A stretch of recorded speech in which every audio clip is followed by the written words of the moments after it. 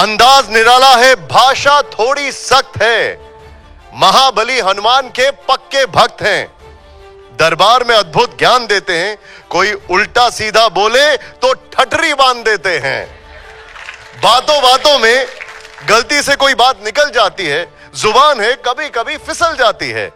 तो जोरदार तालियों से स्वागत करिए देश के सेलिब्रिटी स्टंट छतरपुर बागेश्वर धाम के साधक पंडित धीरेन्द्र शास्त्री जी का। आइए।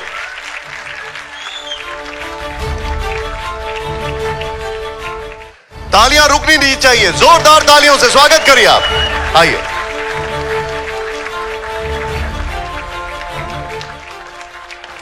आपके फेवरेट शो एंड 5 में पंडित धीरेन्द्र शास्त्री जी का जोरदार तालियों से स्वागत।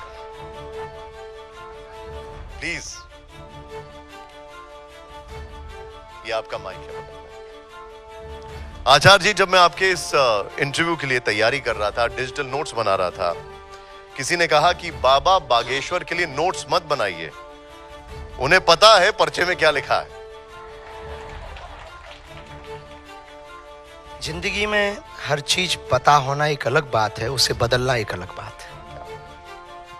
पता तो भगवान कृष्ण को भी था कि महाभारत होगी, पर वो भी कोशिश करते रहे पर बदल नहीं पाए। क्या बात। तो अगर आपने लिखा है तो हम बदल तो नहीं सकते थे, पर अपने दिमाग से तैयारी करके आ सकते थे कि आप कहां तक छीनने की कोशिश करेंगे।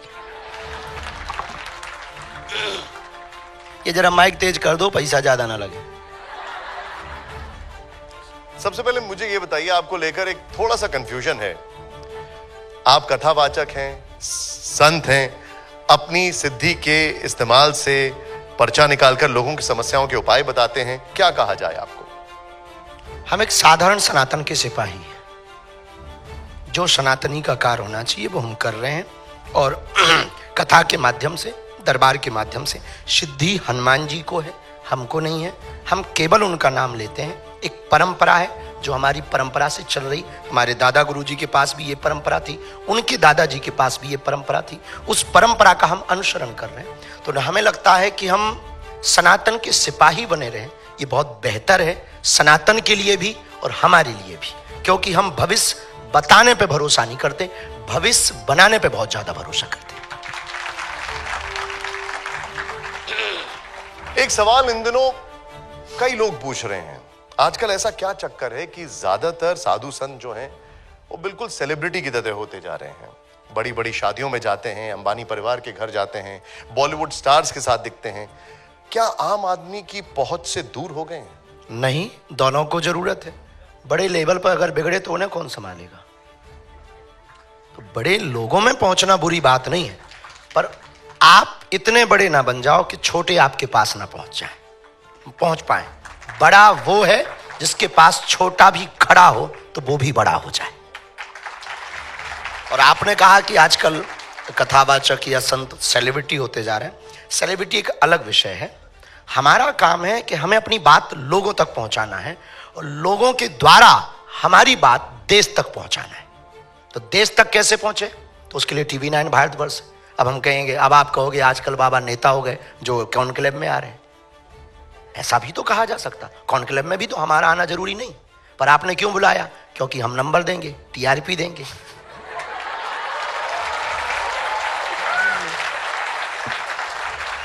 आप गुरुजी समझ गए, अब टीवी को अच्छे से समझ गए।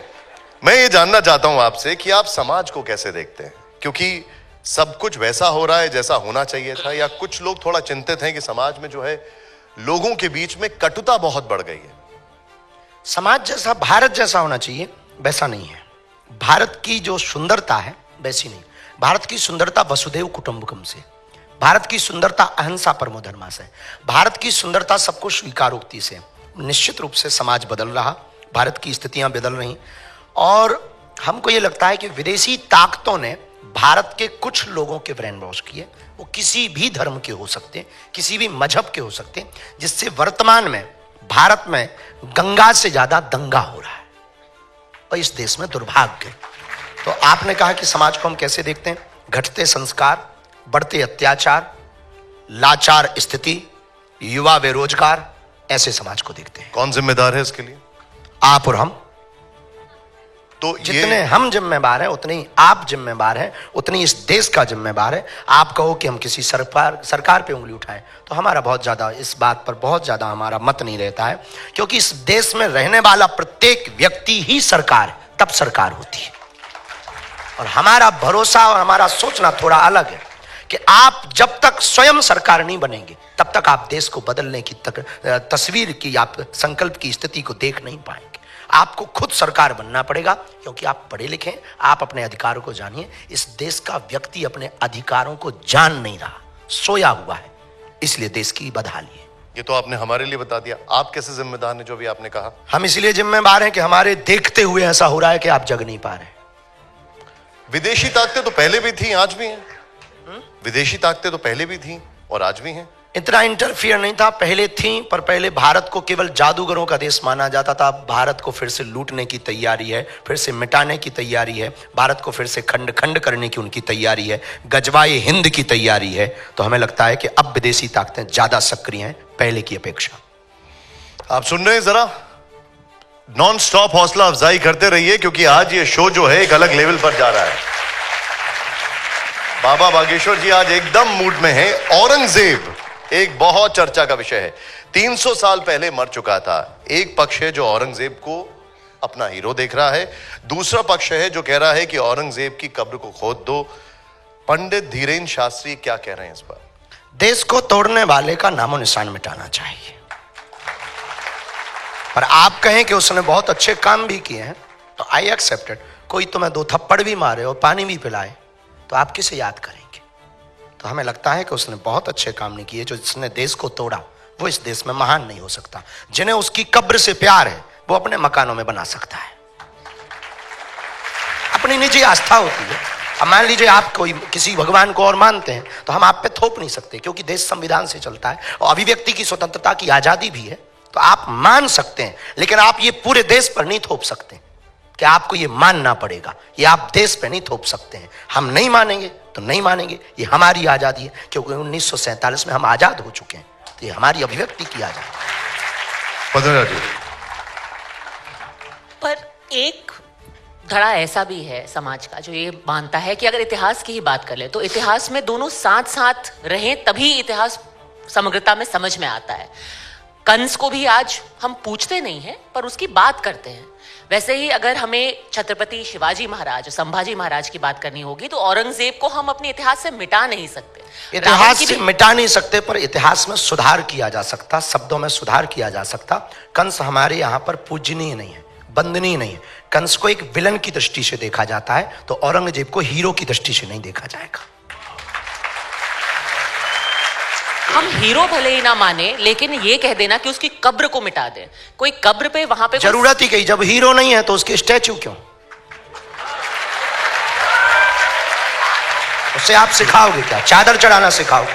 उससे आप सिखाओगे क्या? देश में फिर से वही गुंडागिर्दी सिखाओगे? तो जिस आदमी से देश में बर्बरता होनी है, जिसने हमारे छत्रपति संभाजी को कट कट कट करके मारने के लिए त्रस्तित किया, उस आदमी को याद क्या करना है? उसकी तो यादें ही मिटा देनी। लेकिन गुरुजी एक बात बताइए, संविधान भी तो कोई चीज है, संविधान के हिसाब से होगा ना जो होगा। हम भी कुछ नहीं कह रहे, हम ये थोड़ी कह रहे हैं कि संविधान बदलें या संविधान के हिसाब से ना चलें। आपकी नहीं, सबकी स्वतंत्रता है, बोलने की स्वतंत्रता है, तो हम भी बोल रहे हैं। लोग कह रहे हैं कब्र खोद दो, लेकिन कानून भी तो कोई चीज है ना। तो हम ये थोड़ी कह रहे हैं, कानून में सुधार भी तो हो सकते हैं।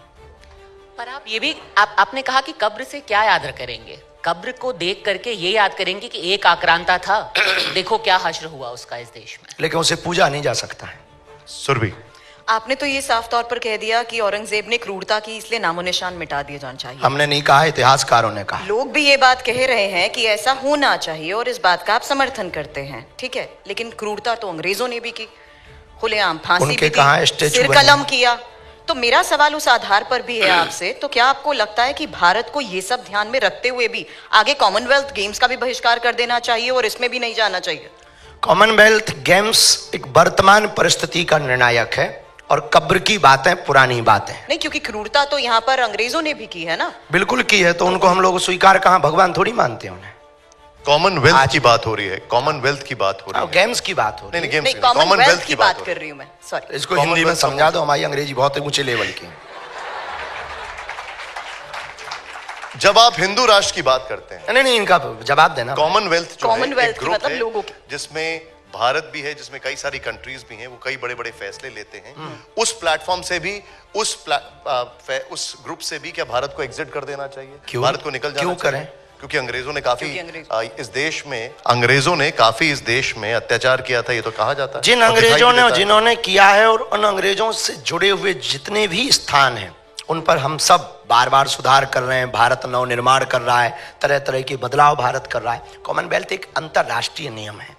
अंतरराष्ट्रीय पद्धति के अनुसार देश की प्रगति के लिए, एशिया की प्रगति के लिए, शायद जहां तक हम समझ पाए, एशिया की प्रगति के लिए बातें होती हैं। उसमें केवल एक देश नहीं होता है, और भी देश होते हैं।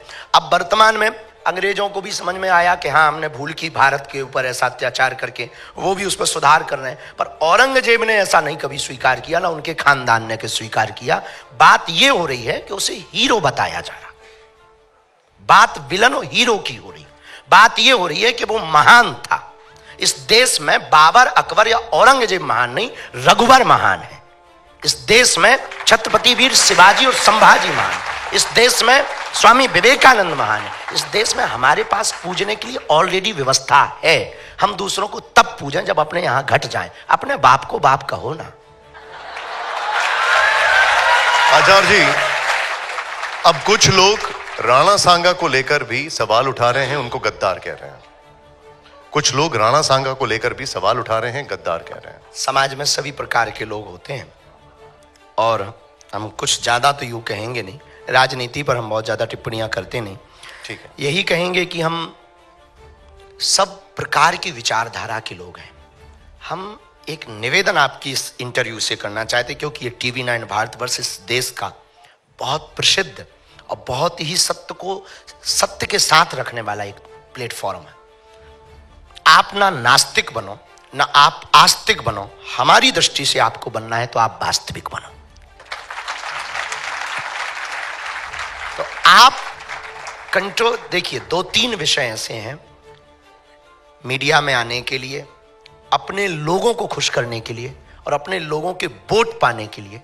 इन लोगों की मजबूरी है ऐसे बयान देना, पर इससे देश के उन लोगों के हृदय पर क्या गुजरती होगी जिन्होंने देश को बचाने के लिए अपने प्राण न्यौछावर किए। बस उस भावना को ये समझेंगे तो हमें लगता है वो ना राणा सांगा को गद्दार कहेंगे, वो ना विवेकानंद को गद्दार कहेंगे, वो ना महात्मा गांधी को गद्दार कहेंगे, वो ना सुभाष चंद्र बोस को गद्दार कहेंगे। उन्हें नानी याद आ जाएगी, क्योंकि वो अगर जीवित हैं तो इन्हीं लोगों के कारण जीवित है।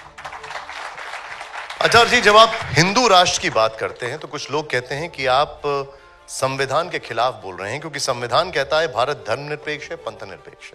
ये थोपी हुई सेक्युलर, इस देश में सबसे बड़ी खतरा है सेक्युलर बनना। और कुछ आप जैसे पढ़े लिखे लोग ना इधर के ना उधर के बोले हम तो सेक्युलर।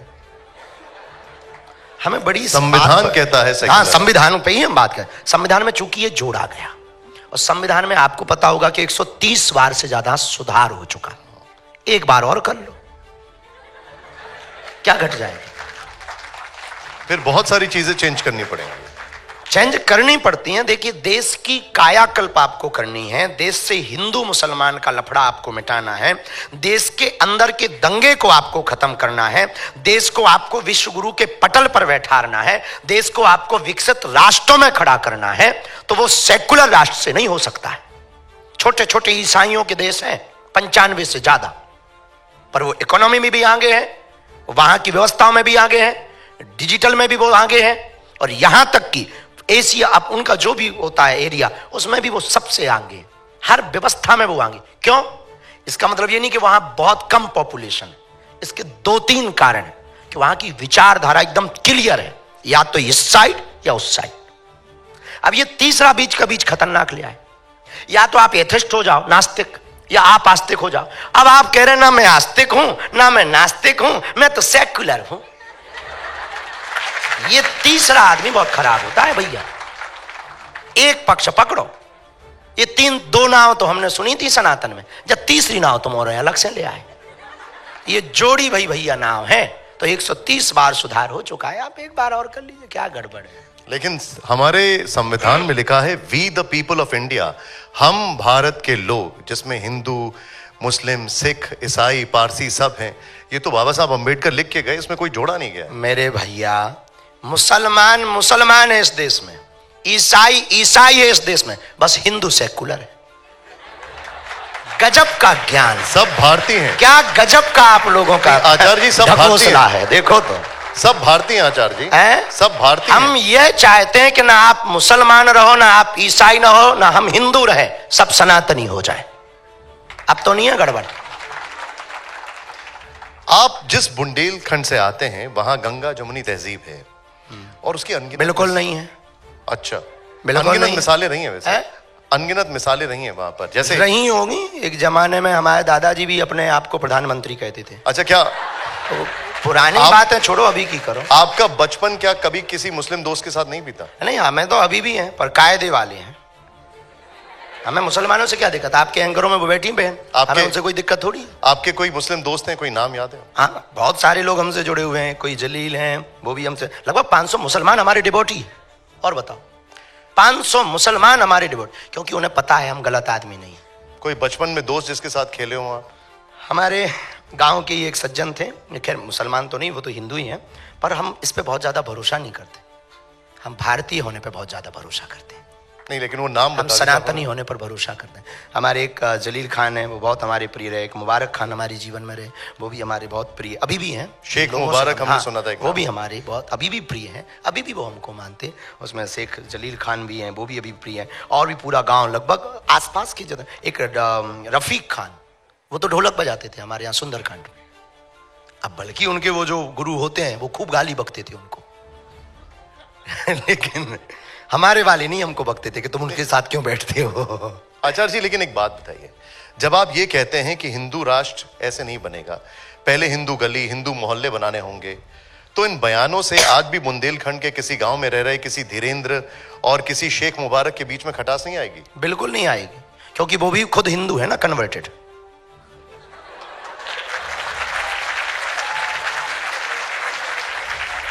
सुमेरा, हाँ, आप कोई बाप को बाप ना कहे तो ये बेटा की गलती है। पंडित जी, कुछ लोग ये भी कहते हैं कि पंडित धीरेन्द्र शास्त्री दुबई जाते हैं। हाँ हाँ, सऊदी अरब जाते हैं। वहां स्वागत भी होता है और बुर्ज खलीफा भी जाते हैं। और ये भी बताइए कि रेड कारपेट बिछाया जाता है। बिल्कुल। और ये भी बताइए कि भारत के मुसलमानों को हमारी कथा से दिक्कत है, पर दुबई में हमको स्वागत देकर, इनविटेशन देकर हमारी कथा करवाई जाती है। और वहां के शेख राज परिवार के लोग आकर कथा में हमें सम्मान देते हैं। अच्छा आचार्य जी, उनके सवाल सुन लीजिए पहले, क्योंकि उन्हें पता है आदमी ठीक है। सवाल सुन लीजिए। आप वहां, जैसा आपने बताया भी कि वहां गए, रेड कार्पेट स्वागत भी हुआ, आपने शेख साहब को गले भी लगाया, आपने ये भी कहा कि दुबई सबसे सेफ शहरों में से एक शहर है। लेकिन जब आप भारत वापस आते हैं तब आप ये कहते हैं कि कुंभ में मुसलमानों की एंट्री बैन कर दो। जब मुसलमान ये कह सकते हैं कि होली पर काफिरों की दुकानों से सामान नहीं खरीदना है, तो हम क्यों नहीं कह सकते? आप भर को कहने का अधिकार है। ये किसने कहा? हमें नहीं। ये किसने कहा? आपकी ही टीवी वालों ने चलाया है। अब किसने कहा ये न्यूज आप खंगालिए,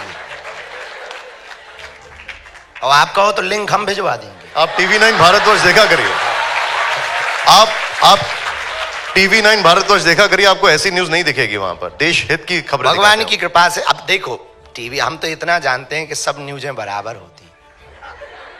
हम अलग, बात अलग है कि TV9 भारतवर्ष का एक अलग कद है, इसीलिए आप यहाँ पर अलग पद है। और इस TV9 भारतवर्ष के प्रति हमारा समर्पण बहुत, क्योंकि हम इस आपकी सत्यता के प्रति हम बहुत समर्पित हैं। और I proud of you TV9 Bharatvarsh.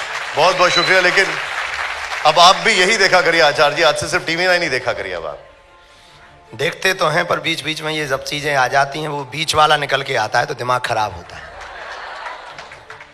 Bihar में आपने कहा कि मैं हिंदू हूं, सिर्फ हिंदुओं की बात करूंगा, हिंदुओं के लिए जीऊंगा, हिंदुओं के लिए मरूंगा। जब बाबा तुलसीदास मस्जिद की सीढ़ी पर बैठकर राम की चौपाई लिख सकते हैं, रहीम दास मुस्लिम होकर कृष्ण भक्ति में डूब सकते हैं, कबीर दास रामानंद के चेले बन सकते हैं, तो पंडित धीरेन्द्र शास्त्री गैर हिंदुओं की बात क्यों नहीं कर सकते? उनके हक की आवाज क्यों नहीं बन सकते? हम हिंदू की बात करके मुसलमानों को या ईसाइयों को अलग नहीं करते, बल्कि हम उनको समावेश करते। हिंदू का मतलब हिंदुस्तान, हिंदुओं के स्थान में रहने वाला प्रत्येक व्यक्ति हिंदू है, चाहे वो मुसलमान हो, यहूदी हो, पारसी हो, ईसाई हो। इस देश का रहने वाला व्यक्ति हिंदू है, इसलिए हम इस देश के 140 करोड़ लोगों की बात करते हैं, ना कि 100 करोड़ हिंदुओं की बात। हां, मुसलमानों में हम उनको अलग मानते हैं जो देश को गजवाई हिंद देखना चाहते, उनको अलग मानते हैं जो भारत तेरे टुकड़े होंगे ऐसे नारा देते। हम उनको अलग मानते हैं जो मेरठ में 2014 में नारा दिया था कि अभी तो हम 30% हैं, 50% आने पर बोटी बोटी कर देंगे। हम उनको न हिंदू मानते हैं, न मुसलमान मानते हैं, देश का गद्दार मानते हैं। निधि, आचार्य जी, आप बिहार गए, बवाल हो गया। वहां का जो विपक्ष है उन्होंने कहा कि आप बीजेपी के लिए प्रचार करने आए हैं। वहां के विपक्ष ने, आरजेडी ने कहा कि बाबा को आने नहीं दिया जाएगा बिहार। यहां तक यह भी कहा गया कि बाबा को जेल में डाल दो। इस पर आप कैसे जवाब देंगे? कुछ खास नहीं। पहली बात तो हमारी खुद की पार्टी है, बजरंगबली की, सदियों से उसका निशान है मुगदर। नारा है जो राम का नहीं, वो किसी काम का नहीं। I request vote for you. दूसरी बात, हम किसी पार्टी को हराने या जिताने जाते ही नहीं, क्योंकि हमारी एक निजी लाइन है अध्यात्म की, और हम किसी को हराने या जिताने जाएंगे तो हम फिर आध्यात्मिक नहीं कहलाएंगे, धर्मगुरु नहीं कहलाएंगे, या साधु नहीं कहलाएंगे। तीसरी बात, जिन्होंने भी ये कहा उनकी निजी स्वतंत्रता है, पर हमारी भी निजी स्वतंत्रता है कि हम देश के किसी भी कोने में जा सकते हैं और कथा गा सकते हैं। यहां तक कि बंगाल में जा सकते हैं, यहां तक कि मणिपुर जा सकते हैं, और मस्जिद के सामने भी कथा गा सकते हैं। ये हमारे डॉक्टर भीमराव अंबेडकर जी के द्वारा दिए हुए अधिकार का सदुपयोग है। दूसरी बात, उन्होंने कहा कि जेल में डालो। हम देश में दंगा कराएं तो आप जेल में डालो, हम भड़काएं तो आप जेल में डालो, हम अपने मंच से किसी पार्टी का नाम लें तो आप जेल में डालो, हम किसी को वोट देने की बात करें तो आप जेल में डालो। आप मनगढ़ंत तो कुछ भी हमें आरोपी ठहरा सकते हैं कि हम इस पार्टी के, आज ये सत्ता में है दल, कल दूसरा आएगा तो लोग कहेंगे अब ये इसके। जो सत्ता में होता है स्वाभाविक रूप से उससे जोड़ा जाता है, ये सदियों पुरानी नीति है। जैसे हमें भी आप लग रही हैं कि आप भी किसी पार्टी से हो, और हमें तो ये भी लग रहा है कि आप जो है हमारे विरोधियों से पैसा लेकर के आई हो। तो आरोप है, कैसे भी लगाए जा सकते हैं, ऐसे ही वो हम पे लगा रहे हैं। अब रही बात कि आप कहेंगे कि आपके आसपास तो आप कुछ दिन पहले आप प्रधानमंत्री जी को मिले, तो वो 140 करोड़ लोगों के प्रधानमंत्री हैं, तो हमारे भी हैं। वो तो हमारे मंच पर कल से अब आपके भी तो होंगे, और जिन्होंने हमें जेल के लिए कहा उनके भी तो वो हैं। ना माने वो उनकी मजबूरी है, पर उनको एक बार सामने बैठा दो, उन्हें समझ आ जाएगा कि आदमी सही है। आचार्य जी, अभी आपने अधिकारों की बात की और बाबा साहब अंबेडकर का जिक्र किया आपने। बाबा साहब अंबेडकर ने गैर हिंदुओं को भी तो अधिकार दिए हैं। हाँ? और अधिकार यह है कि वो कहीं पर भी जा सकते हैं, हाँ? कुछ भी खा सकते हैं। तो उस पर तब तो मुसलमान यहां पर फल फूल रहे हैं, तो फिर उस पर आपत्ति क्यों कर रहे हैं? हमें नहीं है। तब तो 6% से 22% हो गए भारत में, लेकिन पाकिस्तान में हिंदू 22 से 2 बचे। यही भारत है, यही सनातन है, क्योंकि हम मिटाने पर भरोसा नहीं रखते हैं, दूसरों को बनाने पर भरोसा रखते हैं।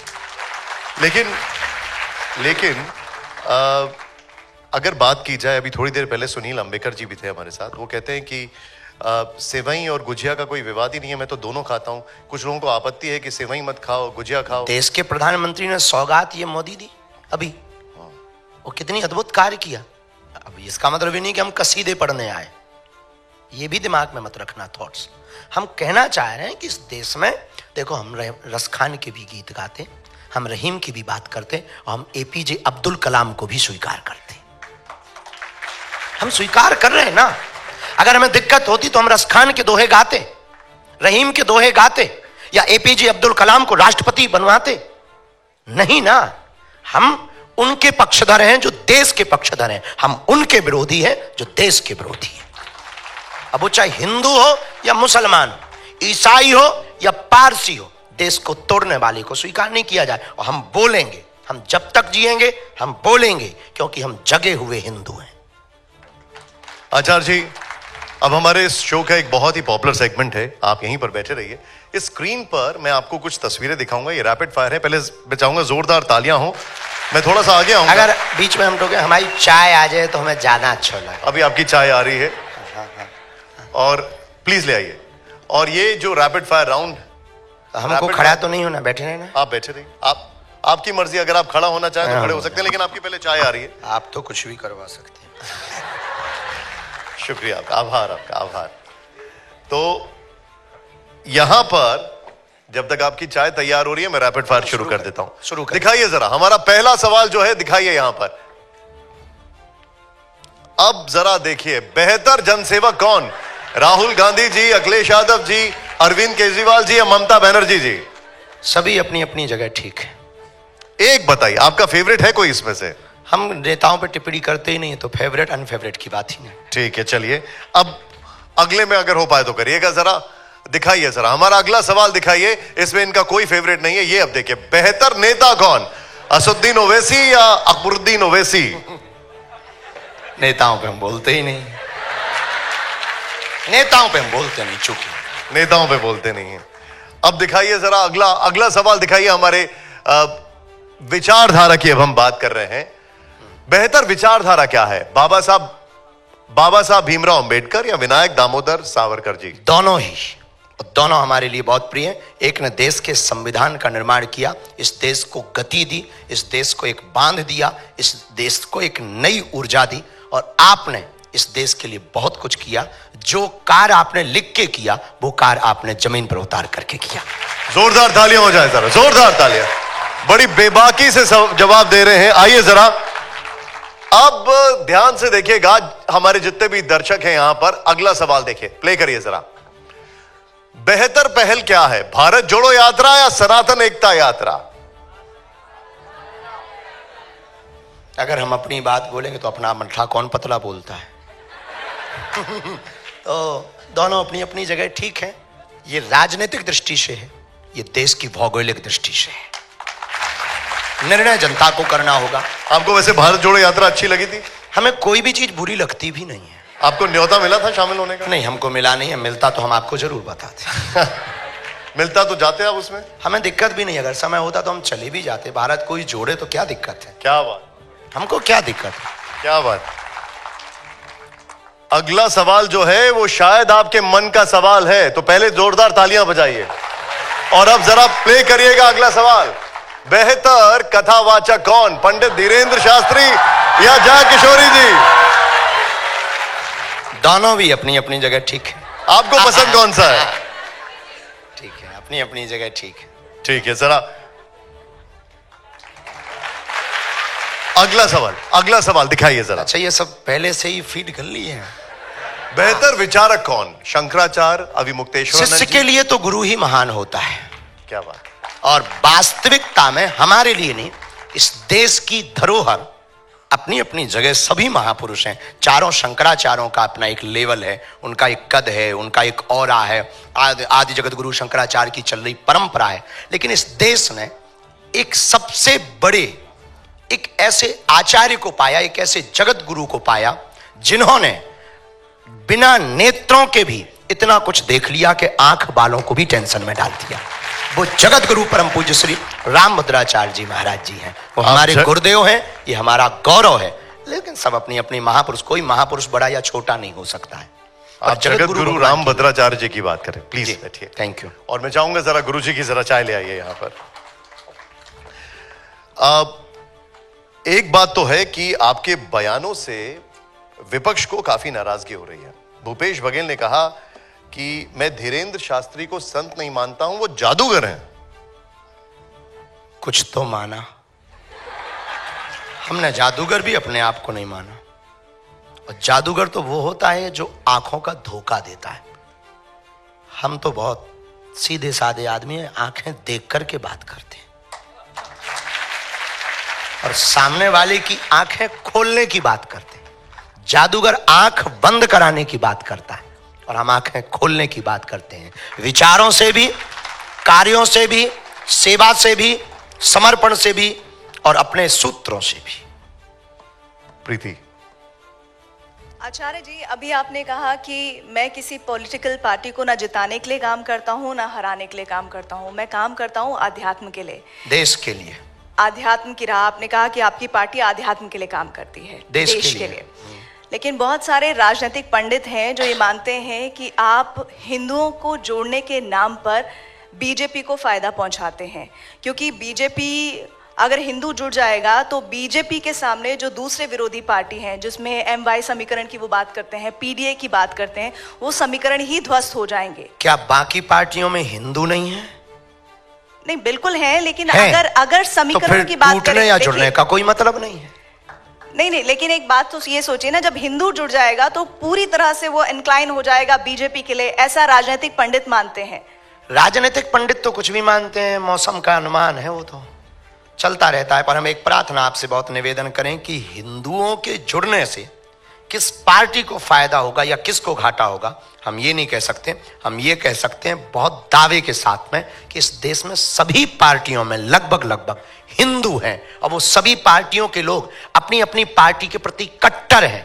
तो हम यही कहेंगे, हमारी अपनी विचारधारा है। अब हमसे किसी और की विचारधारा मिले या कोई ऐसा बनाए, आप भी ऐसी एक पार्टी बना सकती हैं, आपको फायदा हो जाएगा। हम किसी को नुकसान के लिए या फायदे के लिए कर ही नहीं रहे, ये हमारे यहां ऑप्शन ही खत्म। हम सिर्फ और सिर्फ इस देश में हिंदुओं पर हो रहे अत्याचार के लिए उन्हें जगा रहे, सोए हुए हिंदुओं को जगा रहे, घटती हुई हिंदू आबादी को जगा रहे, उन हिंदुओं को जगा रहे जो सेक्युलरिज्म के नाम पर बट गए, उन हिंदुओं को जगा रहे जो भाषावाद के नाम पर बट गए, उन हिंदुओं को जगा रहे जो क्षेत्रवाद के नाम पर बट गए, उन हिंदुओं को जगा रहे। इस देश में हिंदू है कहां? या तो ब्राह्मण है या क्षत्रिय है या वैश्य है या गुर्जर है या जाट है या बर्मा है या शर्मा है। अगर हिंदू होता तो भारत हिंदू राष्ट्र नहीं होता। अगर हिंदू होता तो भारत में हिंदुओं पर कोई उंगली उठाता। अगर हिंदू होता तो क्या श्रद्धा के 35 टुकड़े होते? हिंदू होता तो क्या कन्हैया लाल दर्जी का मर्डर राजस्थान में होता? हिंदू होता तो क्या पाल घर में संत मारे जाते? हिंदू होता तो हिंदुओं की आस्था का प्रतीक रामायण को जलाया जाता। अगर हिंदू होता तो हिंदुओं के रहते हिंदुओं की पार्टियां हैं इस देश में, गाय माता काटी जाती, बूचड़ खाने जलते। हिंदू होता तो क्या बांग्लादेशी हिंदुओं का दर्द नहीं दिखाई देता? क्या उन्हें वापस नहीं बुला लेता? आज इजराइल क्यों लड़ रहा है? क्योंकि वो अपनी कम्युनिटी को बचाना चाहता है, क्योंकि वो यहूदियों को बचाना चाहता है। और वो 8-8 लाख यहूदियों को एरोप्लेन से ला करके अपने देश में सुरक्षित रखता है। क्या इस देश में रहने वाली हिंदू बांग्लादेशी हिंदुओं को नहीं स्वीकार कर सकता? हिंदू है कहां? हमें तो आप पर भी आता है तरस के आप हो भी कि नहीं, खुद पर तरस आता है कि हम हिंदू हैं कि नहीं। ये दर्द है हमारा। हम 150 करोड़ हिंदुओं की लड़ाई लड़ रहे हैं, अपनी लड़ाई नहीं है। हमें मिलता क्या है? हम कथा करें बहुत अच्छा है, विवादों से मिलेगा क्या? 10 लोग गालियां देते, 20 लोग उल्टा सीधा बोलते, रोज हमारे नाम से 20 वीडियो डाले जाते, हमारे नाम से रोज मुहिम चलाई जाती, मारने की धमकियां दी जाती, हमारे परिवार का निकलना मुश्किल है, माता बाहर नहीं निकल सकती, तरह तरह के पत्थर फेंकते हैं लोग। हमने बिगाड़ा क्या है और किस लिए हम कर रहे हैं? किसके लिए हम जी रहे? क्या श्रद्धा हमारी भर बहन है? क्या हिंदू हमारा भर है? क्या बांग्लादेशी हिंदू केवल हमारे? क्या नेपाल में रहने वाले हिंदू हमारे? मॉरिशस, कंबोडिया, वर्मा, इंडोनेशिया, यहां रहने वाले हिंदू केवल हमारे हिंदू हैं? हम 150 करोड़ हिंदुओं की बात कर रहे हैं। अच्छा खासा हमारा दरबार चल रहा, अच्छी खासी हम कथा कर रहे हैं, बढ़िया आराम से रहते, 10 बजे जाते, 5 बजे आते, बढ़िया आराम से सोते, 18 घंटे मेहनत करते, रात भर वहां दरबार लगाए रहे, सुबह से चले 3 घंटा आपके पास आए। क्यों आए? कि हिंदुओं तक हमारी आवाज पहुंच जाए। हम पदयात्रा क्यों कर रहे हैं? हम क्यों अभी दिल्ली से वृंदावन तक पदयात्रा लेके जाने वाले हैं? यहां हमें चुनाव लड़ने आना है? ये यहां कोई चुनाव है या बीजेपी यहां खड़ी होने वाली? अभी तो नहीं है यूपी में चुनाव, पर हम यात्रा कर रहे हैं, इस साल कर रहे हैं। किसके लिए कर रहे हैं? हम आंदोलन नहीं, आंदोलित करना चाहते हैं देश को। आज नहीं कल पछताओगे। अगर आज नहीं तुम समझे तो कल पछताओगे। बांग्लादेश में भी हिंदू समृद्ध था, वहां भी पत्रकार थे, वहां भी पुलिस थे, वहां भी आईटी सेल के लोग थे, पर एक एक करके बेटियों को रस्सियों में जकड़कर सड़कों पर लाया गया और नग्न किया गया, मकान जलाए गए, पत्रकारिता धरी रह गई, पुलिसवादी धरी रह गई, धन धरा रह गया, कोई नहीं बचा पाया। कल के दिन तुम भी यहां पछताओगे अगर जागोगे नहीं। बस हमारी ये लड़ाई है, हमारी कोई लड़ाई नहीं, हम किसी पार्टी के नहीं। और हमें मिलेगा भी क्या पार्टी से, और मिल भी क्या रहा? हम इस देश के हैं, हम इस देश के नहीं 150 करोड़ हिंदुओं के हैं। अब किसी को बुरा लगता हो तो लगे। हम राहुल गांधी को भी मानते, हम लालू को भी मानते, हम अखिलेश यादव को भी मानते, हम मायावती को भी मानते, हम ममता को भी मानते। इस देश की जितनी पार्टियां हैं वो हमारी हैं, क्योंकि हम इस देश के निवासी, हम इस देश में रहने वाले। हमें क्या लेना देना कौन आए कौन जाए? हमें लेना देना है इन बच्चियों के ऊपर कोई उंगली ना उठाए, इनसे राह होने का सबूत ना मांगा जाए। बस ये हमारी टेंशन है, ये चिंता है, इसके लिए हम मर रहे हैं। बाकी निजी ठीक है, उनका कहना है। जो पंडित आपने बताए हैं कि कोई पंडित है, उनको एक बार हमें मिलवाइए, हम छीलेंगे तरीके से। पद्मजा, आपने कहा कि आप किसी भी पार्टी का पक्ष नहीं लेना चाहते, सबको एक जैसा ही मानते हैं। कभी कोई आप एक राजनीतिक टिप्पणी भी करने से बचते हैं, लेकिन जिस तरीके का एक भाव बनाया जाता है, जब आप कह रहे हैं कि आप सिर्फ लोगों को आंदोलित करने जाते हैं, लेकिन एक ही पार्टी को हिंदुत्व से जोड़ के देखा जाता है, फिर उनको वहां फायदा होता है। अभी एक कांग्रेस के विधायक है, उन्होंने मध्य प्रदेश में सतना में उन्होंने बोला कि ऐसा लग रहा है कि बीजेपी ने सांड की तरह सारे धर्मगुरुओं को छोड़ दिया है और राजनीतिक फसल जो है वो चल रहे हैं कांग्रेस की। अब उनकी बुद्धि का क्या कहा जाए? राजनेताओं पे हम बयान तो नहीं देते हैं, पर एक शब्द कह के हम फिर से, तुम अपने साड़ छोड़ दो।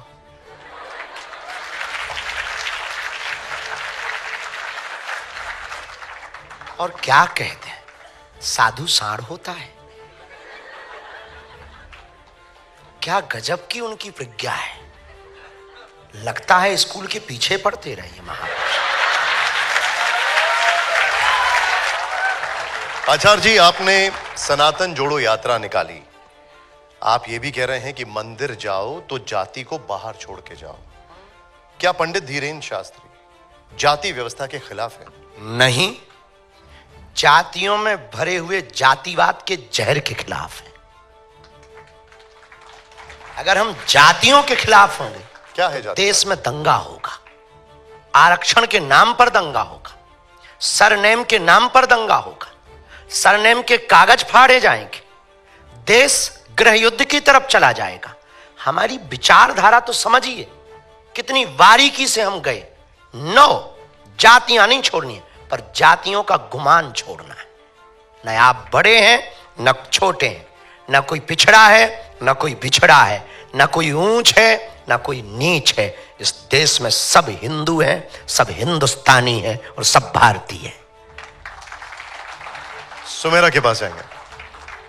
पंडित जी, जब आप ये कहते हैं कि ये जातियों का गुमान खत्म हो जाना चाहिए, आप उसके खिलाफ हैं, आप जातियों का गुमान ना करें, जाति व्यवस्था को मिटाने की बात इस वजह से आप करते हैं। लेकिन फिर कुछ लोग ये कहते हैं कि दरअसल जाति व्यवस्था मिटाने की बात इसलिए की जा रही है कि आरक्षण खत्म किया जाए। तो आरक्षण का क्या होगा फिर अगर जाति व्यवस्था खत्म? जब हम जातिवाद ही खत्म नहीं करना चाहते तो आरक्षण की बात ही नहीं उठती। हम जातियों में भरे हुए जातिवाद के जहर को खत्म करना चाह रहे, हम पद को खत्म नहीं करना चाह रहे। पत्रकारिता का या किसी का पद है जो आपका, उसको हम बनाए रखना चाह रहे हैं। लेकिन ये पत्रकारिता के अंदर जो बेमनस्ता आ जाती, हम उस बेमनस्ता को मिटाना चाह रहे हैं। हम व्यक्ति के व्यक्तित्व को नहीं मिटाना चाह रहे, व्यक्ति के विचारों को परिवर्तित करना चाह रहे हैं। तो विचारों की क्रांति एक अलग होती है, हम तलवारों की क्रांति नहीं कर सकते ना, सनातन वाले आदमी हैं, इसलिए हम विचारों की क्रांति पे भरोसा करते हैं। पद्मजा, आपने भी एक बिल्कुल सही बात कही कि अगर हर हिंदू जो है खुद को हिंदू ना देख करके अलग अलग जाति वर्ण में बढ़ जाता है तो फिर हिंदुओं का कभी उत्थान हो नहीं पाएगा। लेकिन आपके जो गुरु हैं जगत गुरु रामभद्राचार्य जी, उन्होंने तो ब्राह्मणों में भी कहा है कि कुछ ऐसे उपनाम हैं जो कि नीच ब्राह्मण हैं।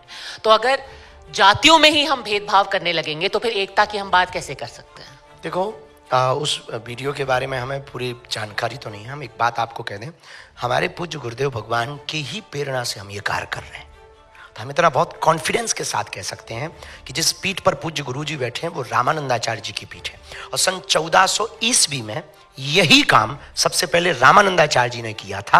आप गूगल कर लेना, सेन, रविदास, कबीर, इनको अपना चेला बनाकर जातिवाद में फैले हुए जहर को मिटाने का काम उन्होंने शुरू किया था। उसी पीठ पर हमारे गुरुजी बैठे, तो वो भी हमको यही आज्ञा दिए कि जो रामानंदाचार्य जी ने किया, अब बेटा तुम भी वही करो। तो हम गांव गांव जाकर, घर घर जाकर लोगों से भिक्षा मांगते हैं कि हमें तुमसे कुछ चाहिए नहीं, बस इतनी भिक्षा दे दो, तुम हिंदू हो जाओ। मतलब आप भी यही चाह रहे हैं कोई ऊंच नीच भेदभाव छुआछूत से बाहर आ जाओ, बस ये। आप ये भी चाह रहे हैं कि कोई ऊंच नीच नहीं होनी चाहिए, कोई भेदभाव नहीं होना। और क्या गलत चाह रहे हैं? बिल्कुल ठीक बात। क्या एज ए पत्रकार प्रोफेशनल आपका कर्तव्य छोड़ करके क्या आप चाहते हैं ऐसा हो? आप बिल्कुल ठीक कह रहे हैं। आपने बहुत बड़ी बात की। मैं चाहूंगा जोरदार तालियां हो इस पर। अब एक बड़ा महत्वपूर्ण सवाल है गुरुजी, वो कौन है? नाच हो रहा हो ठटरी के, नक कटा ठटरी के। शंकराचार्य अविमुक्तेश्वरानंद को आपसे इतना प्रेम क्यों है? हमसे बहुत लोगों को प्रेम है। एक हम ही हैं, वो हमारे शंकराचार्य। उनकी तो गालियां भी हमारे लिए आशीर्वाद है, क्योंकि हमारे सनातन में ये सिखाया है बड़ों के मुंह नहीं लगना चाहिए। तो हम मुंह नहीं लग सकते ना, बाकी कोई और होगा तो बताएंगे। आप ममता कुलकर्णी को जानते हैं? किन्नर अखाड़े की महामंडलेश्वर बन गई है। सुना था हमने न्यूज में बीच में, जानते नहीं है हमारा। क्या आपको ताज्जुब हुआ? नहीं, जो तथ्य समझे। आज के जमाने में किसी भी चीज पर हम आश्चर्यचकित नहीं होते। इस देश में जब लड़का लड़की की जगह लड़की लड़कियों की शादी हो सकती है, लड़कों लड़कों की शादी हो सकती है, और इस देश में कुछ भी हो सकता है, इतना तो हम मानते हैं। आपको आपत्ति है इस पर? बिल्कुल भी नहीं। किस बात की आपत्ति होगी? हमें क्यों आपत्ति है भैया? बस ये है हमारी वाली ना चली जाए।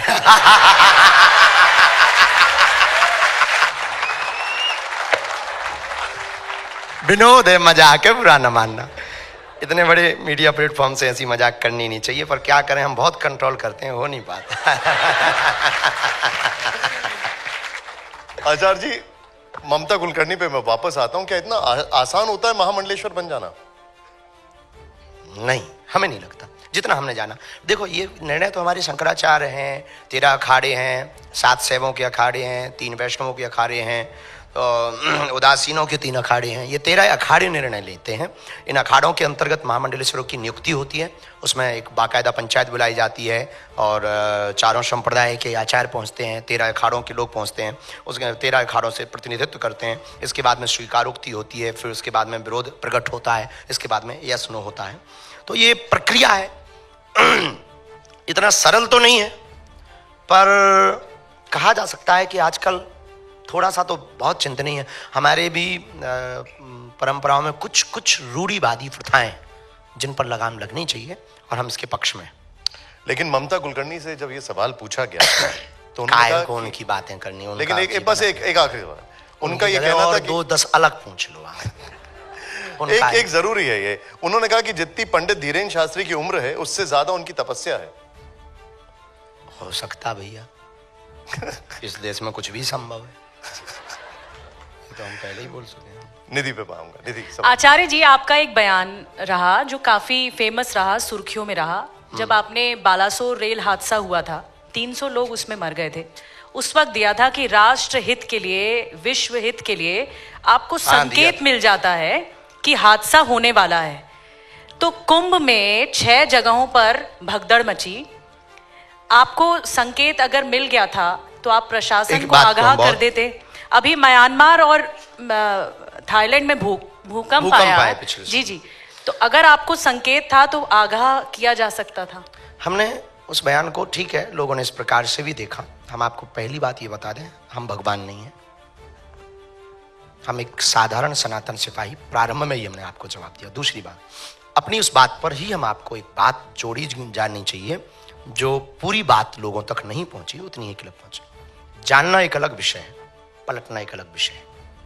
और कहीं पर भी देश में, कहीं विश्व में कुछ ना कुछ तो चल रहा है, ये तो तय है। हमारे पास ऐसी कोई शक्ति नहीं है कि वो हमें कान में बताती हो या सामने खड़े होकर। हमें तो इंट्यूशन मिलते हैं, अनुभव होते हैं, सांकेतिक अनुभव होते हैं। उन अनुभवों के आधार पर कोई जिज्ञासा रखता है, उनके उत्तर, जो गद्दी की हमारी परंपरा है दादा गुरुजी के समय की, हम उनको उत्तर दे देते हैं। जैसे देश में एस्ट्रोलॉजी है, ज्योतिष है, ज्योतिष की गणना है, जैसे मौसम विभाग भी है, ऐसे ही हम अपनी जो पद्धति है, हनुमान जी की जो परंपरा है, उस परंपरा के द्वारा पाई हुई पद्धति है, उस पद्धति के द्वारा आए हुए व्यक्ति के मनोविचारों को पकड़ने की कोशिश करते हैं। जितना समझ आता अपनी गुरु प्रेरणा से वो बात उनको रख देते हैं। तीसरी बात, ये जो घटनाएं हो रही, हम भविष्य नहीं बताते, ना हमने ये कभी घोषणा की, हम भविष्य बताते ही नहीं।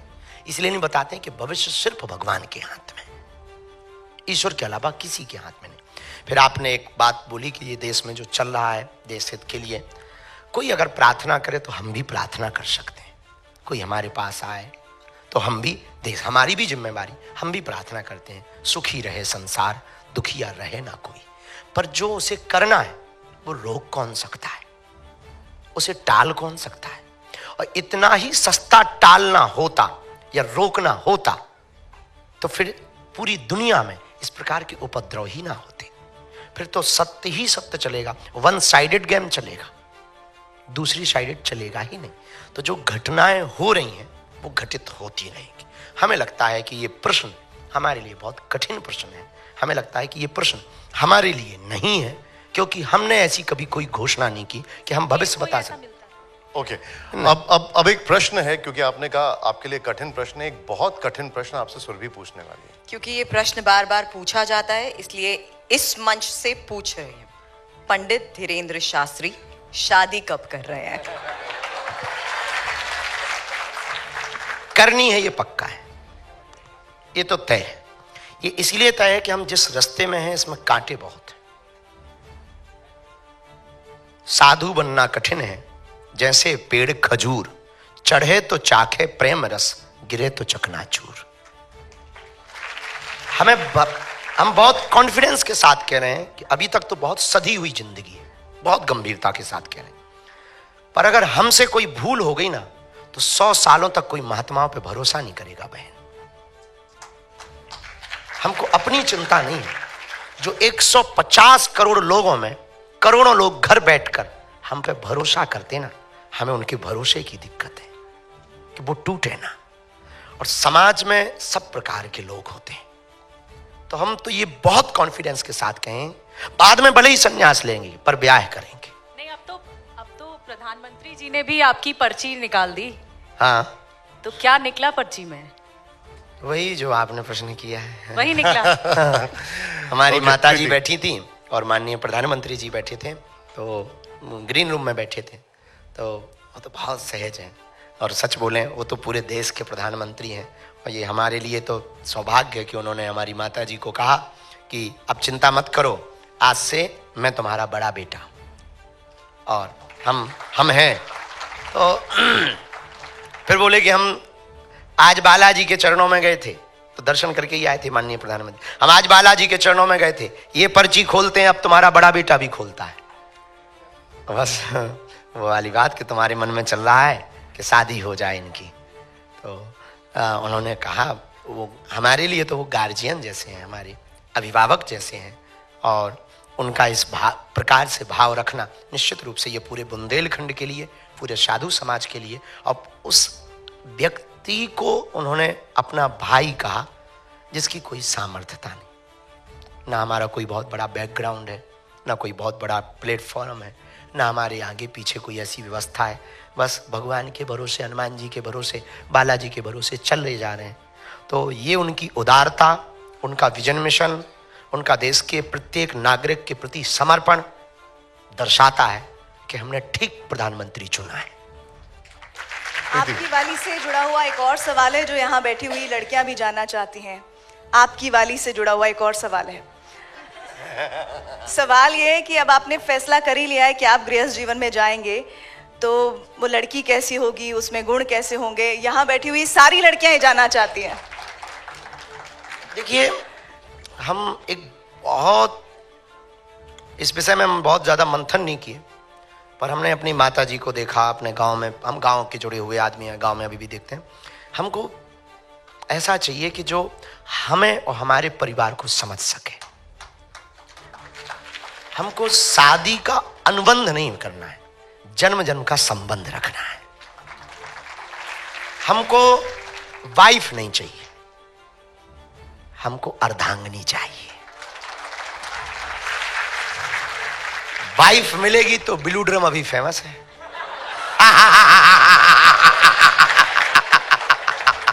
आप भी लगता है रील बहुत देखते हैं। सबको अपनी अपनी दिखती है साहब। ठटरी के बारे तो फिर सीटी बजा रहा हूं नक्कटा। आज का खा के आओ मुंह सर चल। बहुत प्यार हो, सॉरी। आचार्य जी, आपको जल्दी है, मुझे पता लगा है, सुरभि जल्दी से। लेकिन क्योंकि आज हम इतना जान पा रहे हैं तो बस एक बात और बता दीजिए, लड़कियों के प्रपोजल किस तरीके से आते हैं? कुछ तो साफ तौर पर ये कहती हैं, चिट्ठियां भी भेजती हैं, हमें पता है, कुछ तो प्राणनाथ तक बोल देती हैं, और यहाँ तक कि इसकी सपने में बालाजी आए और उन्होंने कहा कि आपसे शादी कर लूं। तो ये प्रपोजल किस तरीके से आते हैं? पता? बस अब मैं चाहती हूं कि शक्ति पहुंच गई क्या? हमारी रिसर्च टीम बहुत स्ट्रांग है। ये प्राणनाथ कौन बोलता है आपको? बंद करो भैया, आज में फंसवा रहे हो भैया। अभी हमको जो है जीवन भी। अच्छा, कोई दिलचस्प प्रपोजल हो तो वो बता दीजिए एक बार। बहुत वे तो, एक तो भगवान की बड़ी कृपा है, बहुत से लोग भयभीत रहते हैं, आसपास कुछ साधु भी रहते हैं हमारे, कुछ बुजुर्ग भी रहते हैं, तो उनके कारण बहुत हुई है। एक तो 40-42 साल की आंटी आई, वो बोली हम तलाक दिया है, शादीशुदा। तो हमने कहा कि क्यों दी? तो कहती हैं कि अब आप ये बताओ कि हमें स्वीकार कब करोगे? तो हम कहा बहन जी, बहन जी मत बोलो। अरे हम कहा बहन जी ना बोलो, आंटी बोले। अब और भड़क गई वो, बोले आपको ना क्या क्या बोला। फिर पुलिस को बुलाना पड़ा। फिर वो चूंकि शायद उनका विदेशी पासपोर्ट था, पुलिस आई, फिर बड़ी मुश्किल से। एक ये हमारे साथ बहुत खतरा हुआ। एक हुआ नस काटने वाला बहुत। अरे बाप रे। हाँ, तो उसने, वो पागल थी, नस काट ली उसने। हाँ, तो चिल्लाई वो बहुत। मैं आपके लिए पागल हो गई? हाँ, बोले 3 साल से मैं पूजा कर रही हूँ, व्रत रख रही हूँ, नहीं है भगवान, सब ऐसी है, अगर है भगवान तो मेरे घर बारात लेके कब आओगे, आज मुझे डेट चाहिए। और बस इसके बाद में फिर उसने वो नस काट ली, तो बड़ा खतरा हुआ। फिर हमें बड़ा डर लगा, हम तो कप गए। सीधे साधे आदमी, हमने कहा आज एक तो ब्रेकिंग न्यूज आप यहाँ चलानी थी यार। हमने कहा कि इज्जत बना बना मर गए, इन बिन्नू भाई है, इज्जत में बिल्कुल मिट्टी पलीट कर देनी है। तो बड़ी मुश्किल से वो भी फिर हैंडल। वैसे प्रपोजल कम धमकी ज्यादा लग रहा था। हाँ, हमें भी यही लगा। हमने मन में विचार किया कि धोखे से अगर इससे शादी हो गई अपनी तो जिंदगी जीते जी नरक बन गई गुरु। लेकिन फिर वो सब हैंडल। एक तो देखो, एक बात हम बहुत विनम्रता पूर्वक कहें, कोई आदमी कुछ भी बोल सकता है, पर अगर आप साफ और सत्य रहेंगे ना, तो आप फुल कॉन्फिडेंस में रहेंगे। आप मेरा अपना पक्ष रख सकते हैं, पर हमें आप तभी लपेट सकते हैं जब हम गलत होंगे। अब हम आपसे एक रैपिड फायर राउंड और करने वाले हैं, वो आखिरी है, लेकिन उससे पहले एक छोटा सा सवाल और ये सबको यहां पर जानना चाहते हैं। जब धीरेन्द्र शास्त्री जी कहते हैं कि जाति खत्म होनी चाहिए, तो क्या पंडित धीरेन्द्र शास्त्री एक मिसाल पेश करेंगे कि लड़की ये लोग चाहते हैं कि आप चाहते हैं? सवाल चेहरे देख के नहीं पता लग रहा है। हाँ, क्या आप एक मिसाल पेश करेंगे कि लड़की गैर ब्राह्मण हो, किसी अन्य जाति की हो, ताकि समाज में बेहतर संदेश जाए, रोटी और बेटी का रिश्ता मजबूत? देखिए, एक बात हम इस पे बहुत मजबूती के साथ हम बोलना चाह रहे हैं। इस पे कई लोगों ने हमारे साथ तर्क किया, इस पे बहुत लोगों ने संवाद किया कि आप विवाह के लिए क्या कहना चाहेंगे। हमारी जो परंपराएं हैं, उन परंपराओं में वर्ण व्यवस्था है, उन वर्ण व्यवस्थाओं में जो वैदिक काल की व्यवस्थाएं हैं, उन वैदिक काल की व्यवस्थाओं से हम छेड़छाड़ नहीं करना चाहते। पर प्रेम हो तो फिर ये नहीं देखना है कि वो है कौन। प्रेम में जातियों की परंपरा खत्म हो जाती है। जहां प्रेम होता ना, वहां ना नेम होता है ना टेम होता है। क्या बात। अब मैं आपके सामने लेकर आ रहा हूं एक रैपिड फायर राउंड। बस इसमें एक खड़े हो? नहीं, आप बैठे, कोई बात नहीं। हाँ, बस एक कंडीशन ये है कि आपके सामने ये एक प्ले कार्ड है, यस या नो का। सामने कैमरा है, आपको इसमें बोलना नहीं है। यहां पर सवाल आएगा, यस या नो में जवाब आपको दिखाना या आपको? यहां पर सामने दिखना है। वो देखिए, कैमरा नंबर 4 लियो लिखा हुआ है। ठीक, यस आपने पहले कर दिया। सवाल मैं आपके सामने प्ले कर रहा हूं, दिखाइए जरा हमारा पहला सवाल। इस वक्त पहला सवाल जो हमारे साथ है वो ये है, भारत सिर्फ हिंदुओं का देश है, यस या नो? हिंदुओं का ही देश है। अगला सवाल प्ले करिए जरा। हमारा अगला सवाल है, कुंभ में स्नान ना करने वाले देशद्रोही हैं।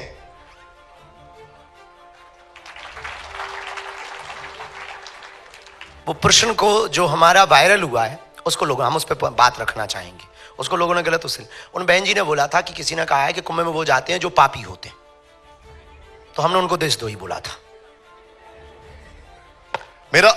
मेरा अगला सवाल आपके सामने है, प्ले करिए जरा। देश में जातिगत जनगणना होनी चाहिए।